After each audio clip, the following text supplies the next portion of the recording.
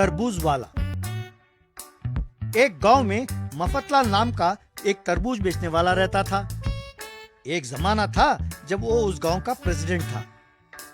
जुए में पूरा जायदाद लुटाकर आखिर में तरबूज बेचने लगा, पर उसमें वो प्रेसिडेंट वाली अकड़ नहीं गई। वो रेडी के पास कुर्सी में पांव पर पांव डालकर बैठा रहता था। हाँकने और बेचने के लिए बंटी नाम के एक लड़के को काम पर रखा था। देख क्या रहे हो, हाँको। तरबूज ले लो तरबूज।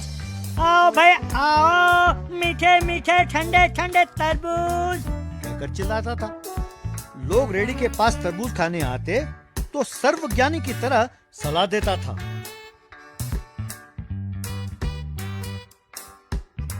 कोई किसान आता तो, अरे सांबा, इस बार कौन सी फसल उगा रहे हो? कपास उगाने वाला हूँ साहब।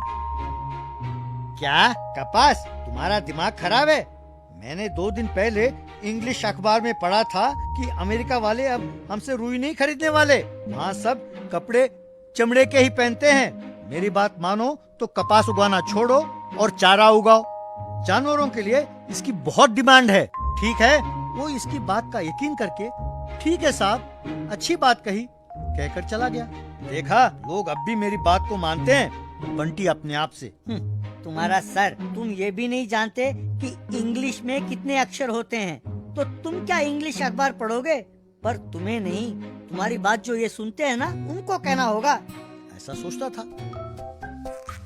क्या सोच रहे हो? कुछ भी तो नहीं। तरबूज तरबूज ले लो भाई, तरबूज आओ आओ।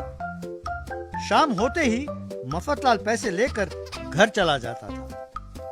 अपनी पत्नी विमला से, आज मच्छी बनाओ, खाए बहुत दिन हो गए। क्या मच्छी? तुम तरबूज बेचते हो, ऊपर से तुम्हारा एक असिस्टेंट भी है। तुम जो पैसे कमाते हो उसे मच्छी क्या, कद्दू भी नहीं मिलेगा। वहाँ मिर्ची पाउडर है, उसमें प्याज मिलाकर खा लो। ठीक है, जोर से ना चिल्लाओ, पड़ोसी सुन लेंगे। एक दिन एक आदमी अपने दादा के साथ तरबूज की रेडी के पास आया। साहब, मेरे दादाजी को जुकाम हुआ तो डॉक्टर ने ये टॉनिक उनको लिख के दिया है। दवाई की पर्ची गुम हो गई है। इस शीशी में इंग्लिश में लिखा है, कैसे लेना है मुझे पता नहीं, जरा आप ही पढ़कर समझाओ। मफतलाल ने झिझकते हुए, वो यहाँ देना कहकर शीशी को हाथ में लिया। अब आएगा मजा। तभी एक स्कूल का विद्यार्थी रेडी के पास आया। चाचा, तरबूज कितने का है?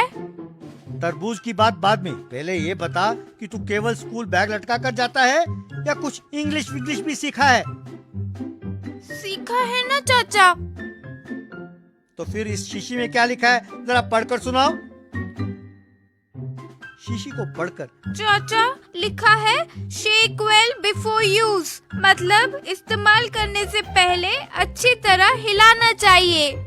अरे पता है बेटा, मैं तो ये देख रहा था कि तुम जानते हो या नहीं। वेरी गुड, अच्छा पढ़ते हो। अब चलो जाओ, स्कूल का टाइम हो गया है। अरे फिर से बच गया, ऐसा उसने सोचा। तो यही है भाई, लिखा है शेक वेल बिफोर यूज।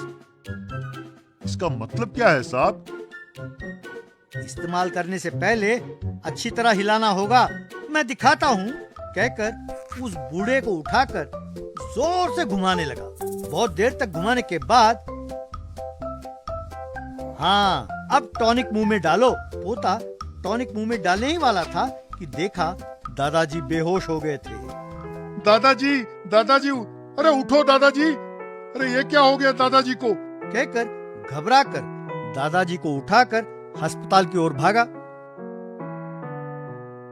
वहां जाकर डॉक्टर से जो हुआ वो सब कुछ बताया। शेक वेल बिफोर यूज का मतलब है कि टॉनिक देने से पहले टॉनिक की शीशी को अच्छी तरह हिलाओ, मरीज को नहीं। उसके घुमाने से दादाजी के सारे पुर्जे ढीले हो गए। उन्हें अब 10 दिन तक अस्पताल में ही रहना होगा। 50,000 का खर्चा होगा। पोते को बहुत गुस्सा आया। वो 4 आदमियों के साथ मफतलाल के रेडी के पास आया। क्यों? Shake well before use. अभी मैं तुम्हें शेक वेल करता हूँ। कहकर उसे बहुत मारा, उसकी रेड़ी को तहस नहस किया। बाद में बंटी मार खाए हुए मफतलाल को अपने घर तक ले गया।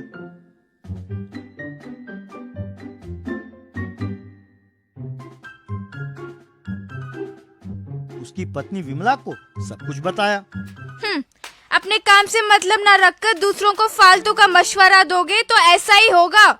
कल से सर पर तरबूज की टोकरी लेकर गांव भर में बेचो, नहीं तो घर में पाँव नहीं रखना, खबरदार। अगले दिन से मफतलाल सिर पर तरबूज की टोकरी लेकर, तरबूज ले लो तरबूज, ताजा ताजा तरबूज, आओ भाई आओ कहकर बेचने लगा। तभी सांभा किसान सामने से आया। क्यों सांभा, मेरे कहे अनुसार चारा उगाया? सांभा आसपास देखने लगा। वहां उसे एक डंडा दिखाई दिया।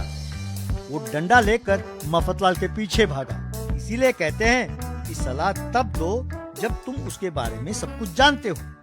मुफ्त की सलाह देने जाओगे तो यही होता है।